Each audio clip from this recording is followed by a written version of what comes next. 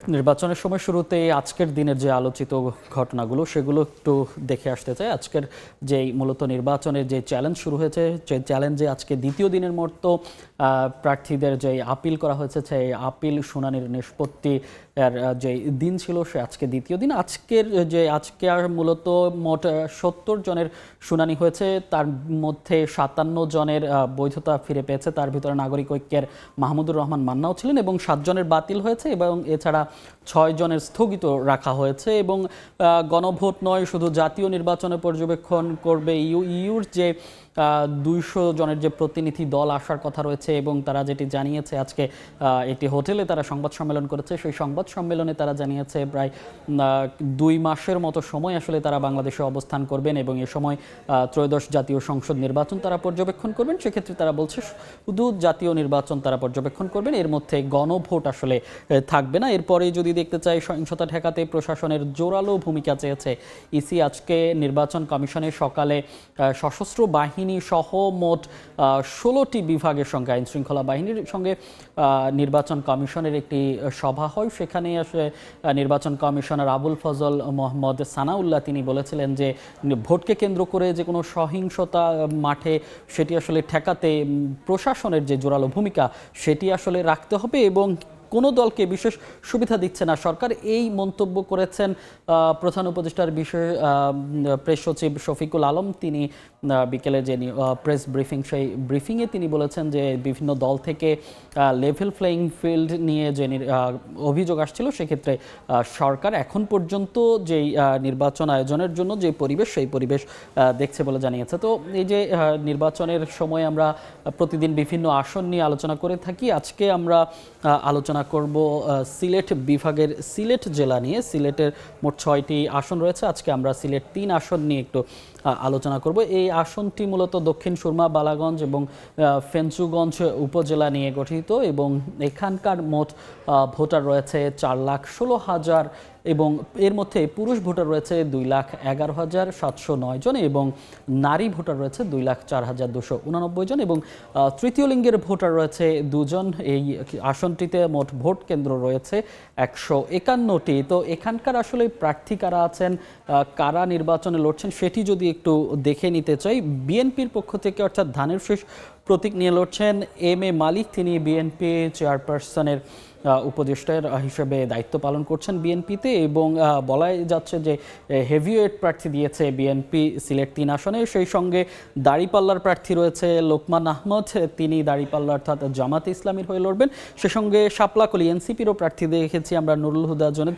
এছাড়াও অন্যান্য যেই রাজনৈতিক দলগুলো আছে, সেই রাজনৈতিক দলগুলোও কিন্তু এবারের যে সিলেট ৩ আসন, সেই ৩ আসনে প্রতিদ্বন্দ্বিতা করবেন। এজন্যই আসলে বলা হচ্ছে যে হাড্ডাহাড্ডি যে লড়াই, সেই লড়াইয়ের আভাস কিন্তু পাওয়া যাচ্ছে সিলেট ৩ আসনে।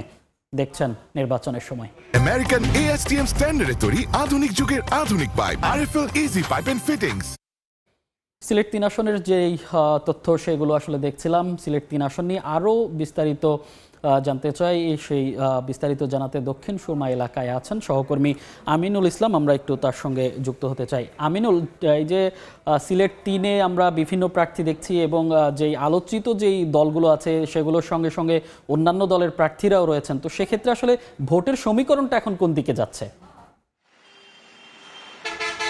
সিলেট ৩ আসনটি মূলত মোটামুটি বলা যায় যে প্রায় হাড্ডাহাড্ডি লড়াই হবে এবারে নির্বাচনে, কেননা সিলেট ৩ আসনে যেসব প্রার্থীরা রয়েছেন তারা অনেকেই হেভিওয়েট প্রার্থী বলে এখানকার স্থানীয়ভাবে তারা খ্যাত। তারা বিভিন্ন জায়গাতে তাদের যে গণসংযোগ যেটি আসলে তারা করছেন, জনসংযোগের যে ব্যাপারটি, তারা কিন্তু কৌশলী প্রচারণা এখন চালাচ্ছেন। একটা কথা বলে রাখি যে আওয়ামী লীগের শাসনামলে এই আসনে কিন্তু এমপি ছিলেন হাবিবুর রহমান। তিনি যেহেতু আওয়ামী লীগের শাসনামল শেষ হয়েছে, বিএনপি থেকে যিনি এখানে নির্বাচিত হওয়ার আশা প্রকাশ করছেন, তিনি কিন্তু যুক্তরাজ্য বিএনপির সভাপতি হিসেবে দায়িত্ব পালন করছেন এবং তিনি তার প্রবাসের এই জীবন ছেড়ে তিনি এখানে এসেছেন। বিএনপিতে মনোনয়ন পাওয়ার পর থেকে কিন্তু আলোচনায় রয়েছেন। তার বাইরেও কিন্তু তার সঙ্গে যিনি প্রতিদ্বন্দ্বিতা করবেন সেখানেও কিন্তু হেভিওয়েট প্রার্থী রয়েছে। জামায়াতের পক্ষ থেকে এখানে যে প্রার্থী রয়েছেন তিনিও এখানকার যিনি লোকমান আহমেদ সম্ভবত, তিনি কিন্তু এখানে একটি হাড্ডাহাড্ডি প্রতিদ্বন্দ্বিতা করতে পারেন এমনটি আসলে ধারণা রয়েছে। এর বাইরেও কিন্তু একজন প্রার্থী রয়েছেন যিনি জাতীয় পার্টি থেকে এসেছেন, আতিক। তিনি কিন্তু এই এলাকাতে কিন্তু দীর্ঘদিন ধরেই এই এলাকার রাজনীতির সঙ্গে জড়িত এবং তিনি যখন প্রার্থী হয়েছেন এখানে কিন্তু বেশ আলোচনার সৃষ্টি হয়েছে যে তিনজন এত শক্তিশালী প্রার্থী আসলে এবার লড়বেন।